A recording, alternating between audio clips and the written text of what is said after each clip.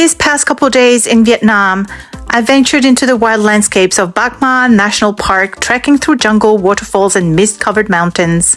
I stepped into Vietnam's imperial past, walking through ancient gates where emperors once ruled, but that journey was leading to something more. Because hidden in those mountains, there is a place you don't just visit. You arrive to it, and today, I'm taking you there.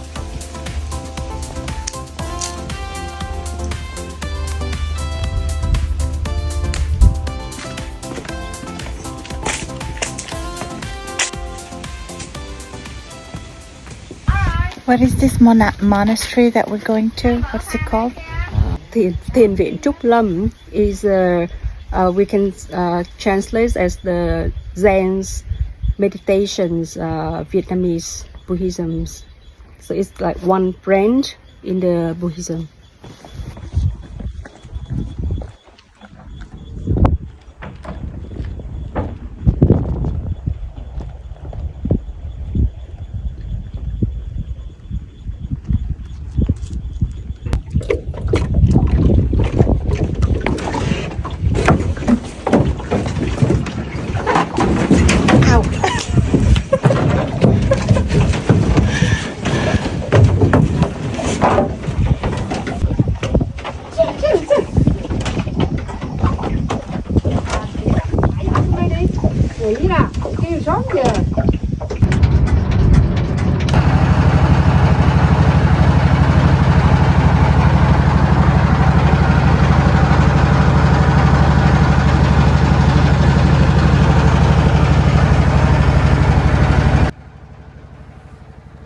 Some places don't announce themselves.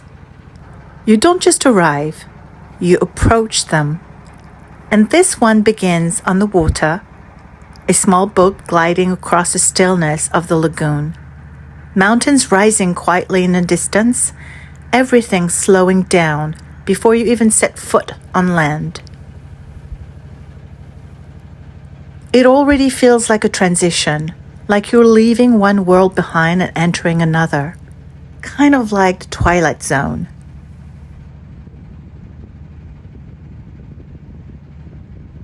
This is Truc Lam Zen Monastery, one of Vietnam's most peaceful and lesser-known spiritual sanctuaries. And what's fascinating is that, despite how ancient it feels, this monastery was only built in 2006. And yet, it feels timeless, as if it has always belonged to this mountain. Because once the boat touches shore, the real journey begins. Step by step, you climb. A long staircase winding through the forest, surrounded by pine trees and silence.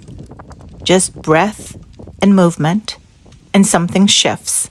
Going to this monastery, unknown from most tourists, is a dream come true.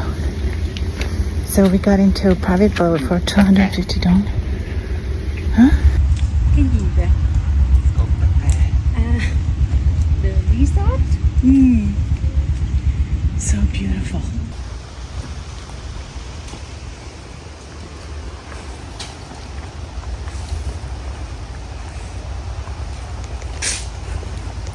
How long has this monastery been here? I really don't know this. I never look it up. Okay. Yeah. I will give you the information later on. It's okay, I'll Google it. But the Zen's meditation monastery is the Buddhism branch that developed by Trần Nhân Tông. So it's our emperor, the emperors that has the citadel in Hanoi, the 13th century. Okay. That's when the Buddhism Zen monastery in Vietnam started.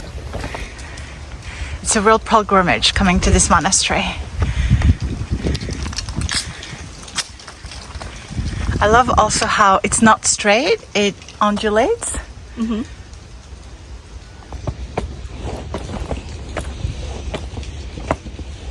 With every step, the outside world fades a little more and something deeper begins to rise. It didn't feel like a hike.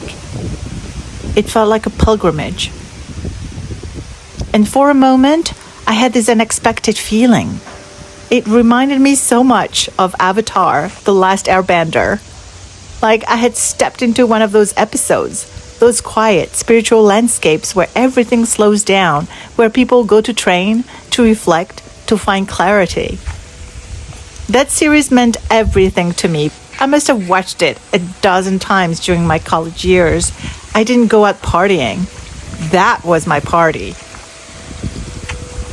And standing here in this place, it felt like I had somehow walked into that world. The monastery doesn't reveal itself all at once. It unfolds slowly. You walk into a garden, carefully place stones beneath your feet, bonsai trees shaped with intention, soft wind moving through the branches, and everything invites you to slow down, not just physically, but mentally. You don't rush through a place like this. You move with it. Step by step, you follow the path toward the main pagoda, and as you walk, I want you to imagine this with me. The air is crisp, wind chimes echoing all around. And then you look up. A large golden Buddha stands before you, radiant, still, grounded, welcoming, smiling at you. There's something about it that makes you pause without even thinking. So you step closer. Maybe you bring your hands together, maybe you don't, but either way you feel it. That quiet moment of connection, of reflection, of just being and happiness. And it's not about religion. It's just about presence, about giving yourself, even just for a moment, the space to stop and exist without needing to do anything else. And before leaving this place, I wanted to understand it more, because what you feel here isn't accidental. It comes from a tradition rooted in both power and letting go. The Truc Lam Zen tradition was founded in the 13th century by Emperor Chan Nan Tong, a king who led his people through war, ruled with strength, and then, at the height of his power, chose to walk away from it all. He left the throne, renounced his wealth, and retreated into the mountains to live as a monk. A story that feels so close to that of Gautama Buddha. A life of privilege followed by a search for something deeper. But what makes this monastery unique is that it doesn't ask you to escape the world. It teaches you to live within it with clarity, simplicity, and presence.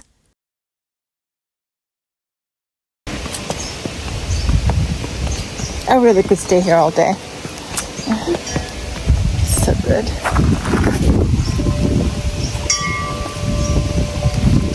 And standing here in this stillness, it finally made sense. This place isn't just peaceful because of where it is. It's peaceful because of what it was built to teach. And maybe that's why the journey to get here matters so much. Because by the time you arrive, you're ready to receive it. Some places you visit, and some places quietly change you. This was one of them.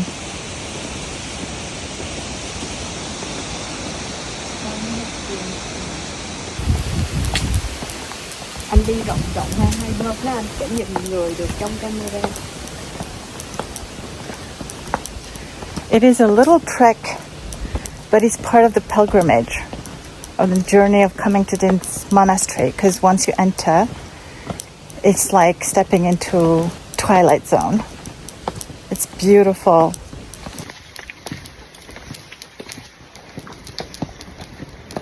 And we have the best driver there and the best tour guide. So Violet is a travel agent in Ho Chi Minh. Her business name is Zen Vacation.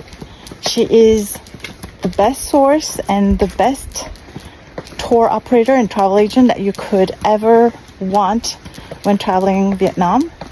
So I will put a link to her business so you can contact her for any of your Vietnam needs moving forward. And she's the one that told me about this monastery, and I am so grateful. Tourists don't come here really. In fact, there's no English except for remove your shoes anywhere. This has been the best.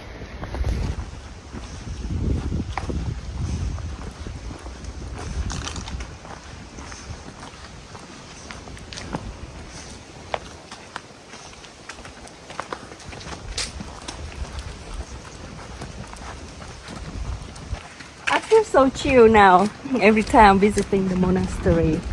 The weather is hot, but you don't feel it's annoying. Yes. Yeah. Exactly. That's so true.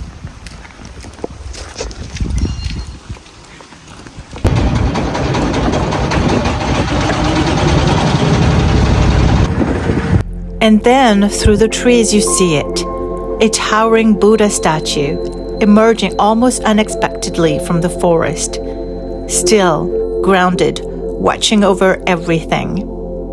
There's something powerful about seeing it this way, not in a crowded temple, but here, surrounded by nature, as if it belongs to the mountain itself.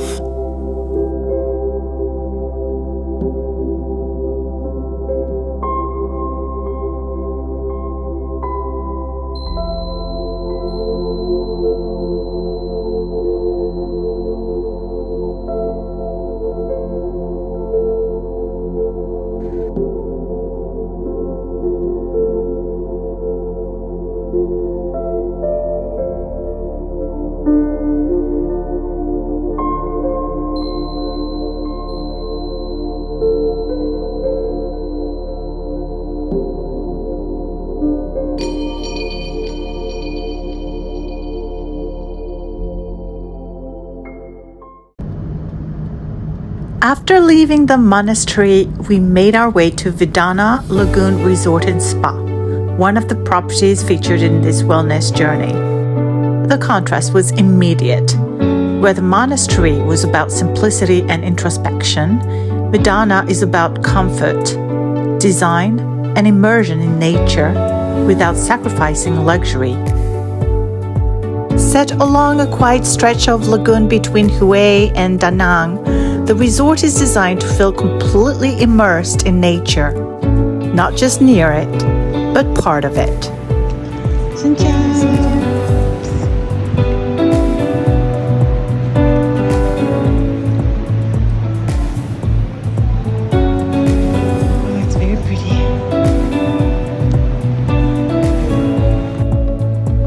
What makes Vedana unique is that it's one of the few resorts in Vietnam offering overwater villas on a lagoon rather than the ocean.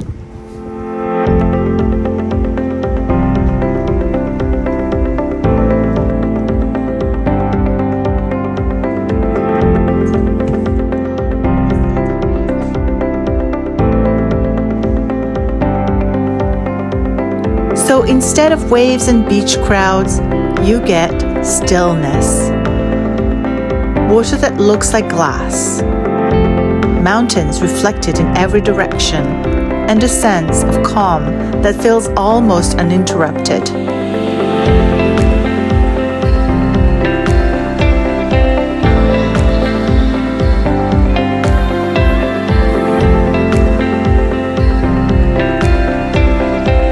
The resort itself is spread out across both the hillside and the water, with different types of villas depending on the experience that you want.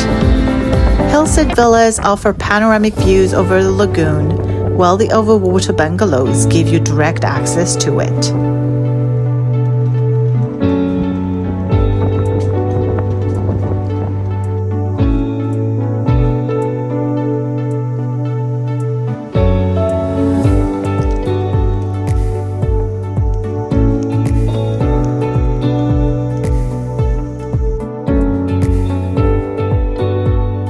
Many come with private pools, outdoor rain showers, and large terraces designed for complete privacy.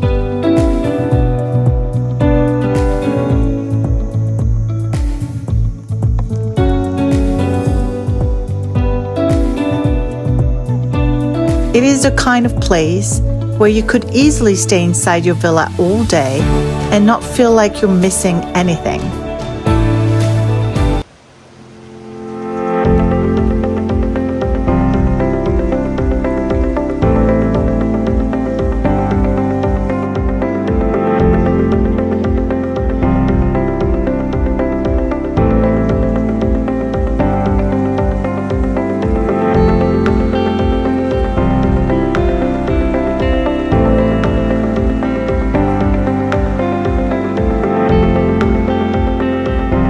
And then there is the spa.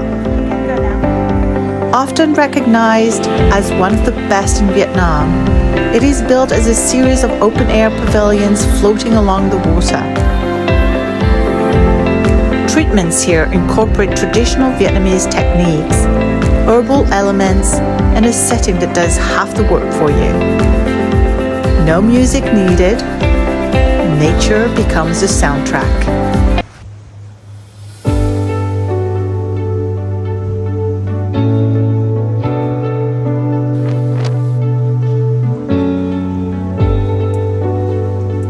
Beyond that, the resort also offers wellness-focused activities, from yoga sessions and meditation to kayaking directly on the lagoon. And by the way, there are several platforms to practice yoga on, some directly over the water, and a dedicated yoga studio with state-of-the-art equipment. So it's not just about relaxation. It's about how you choose to engage with the space. We had come here to tour this property for our wellness journey, but we also enjoyed a delicious late lunch. And it was one of those moments that didn't need anything extra. Fresh local flavors, a quiet table overlooking the water, and time that felt like it had finally slowed down. Another thing I appreciated is the way the resort approaches sustainability. The architecture uses natural materials. The layout preserves the surrounding landscape, and everything feels intentionally integrated rather than imposed. It's subtle, and it makes a difference. This is so cool.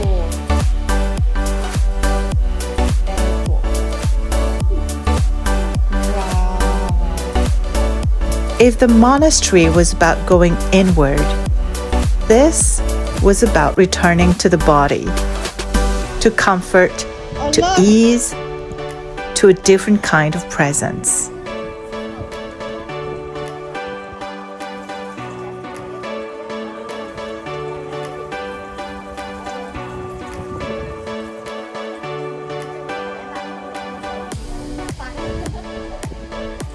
This is definitely where I would say.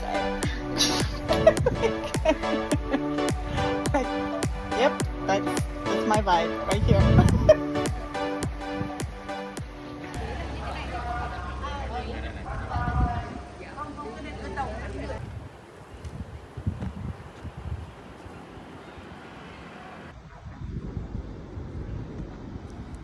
We took the train in the late afternoon, and the ride from Hue to Da Nang is one of the most scenic in Vietnam. The tracks curve along the coastline with the ocean on one side and mountains rising on the other. It's the kind of journey where you don't reach for your phone, except for me so I can share some of those views with you. You just watch and think.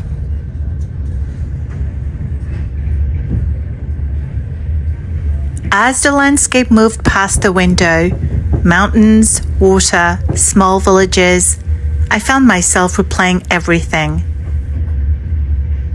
The quiet ascent to the monastery, the stillness of that space, and then the contrast of arriving at Vedana Lagoon Resort Spa, where everything softened in a completely different way.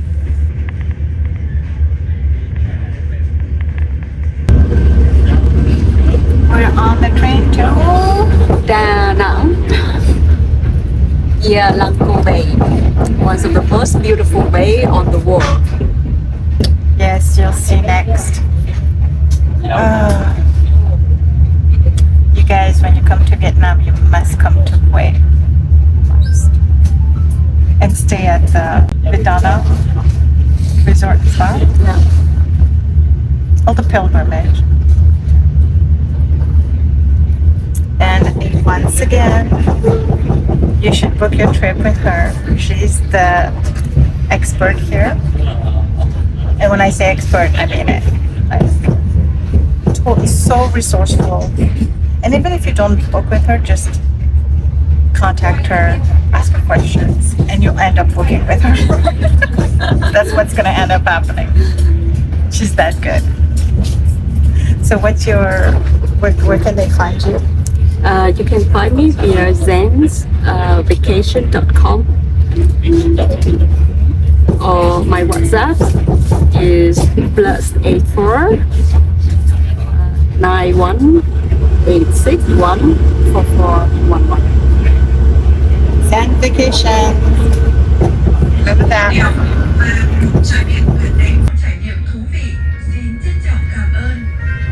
And what stayed with me wasn't just where I had been. It was the balance. The way the day moved between two completely different experiences. One that asked me to go inward, and one that allowed me to simply receive. And somewhere between those two, something shifted. Not dramatically, not all at once, but quietly. The kind of shift you don't fully understand in the moment, but you know it matters because it stays with you. And maybe that's what this day really taught me. That not every experience is meant to be intense. Sometimes it's about contrast, about knowing when to seek and when to allow, when to climb and when to rest. And as I sat there, watching the coastline unfold outside the train window, it felt like everything had found its place.